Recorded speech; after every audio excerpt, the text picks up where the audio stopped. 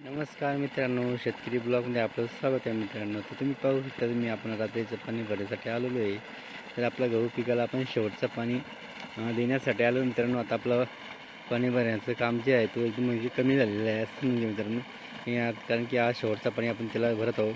पाहू शकतो मी मोटर चालू केली आणि पाणी जात आहे भरायला. हा आपला गहू पीक पूर्णपणे झालेलं आहे मित्रांनो. पण तरी आपण त्याला एक शेवटचं पाणी देत आहोत. आणि पाहू शकतो एवढं पीक आपण भरून आणलं आहे. रात्रीचं पाणी शेवटचं पाणी देण्याचं कारण एकच मित्रांनो, कारण की थोडंफार असे एखादे जे काही आपले गहू असेल ते म्हणजे पूर्णपणे भरले गेले पाहिजे, यासाठी त्याला आपण पाणी कमी पडायला नाही पाहिजे यासाठी आपण शेवटचं पाणी देत आहे मित्रांनो. कारण की प्रत्येक पिकामागं किंवा प्रत्येक पिकाला पाणी वेळेवर देण्याचा खूप गरजेचं असतो.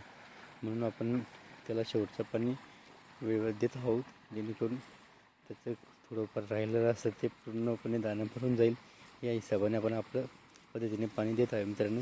गहू पीक पूर्ण झालेलं आहे, तुम्ही पाहू शकता. एकदम पिवळं पडलेलं म्हणजे गहू पीक पूर्णपणे भरलं गेलेलं आहे.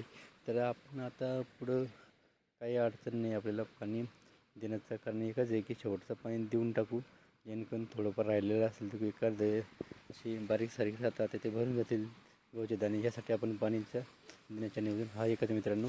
आणि आपण शेवटचं पाणी देत आहोत. आणि पूर्ण रात्रीचा बॅकग्राऊंड तुम्ही पाहू शकता, पूर्ण अंधारा आहे मित्रांनो.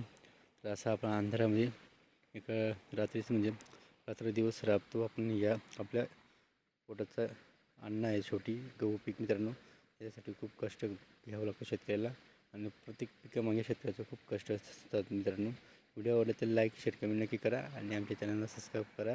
जर नवीन असाल एकदा अवश्य आमच्या चॅनलला भेट द्या मित्रांनो. जय जवान जय किसान.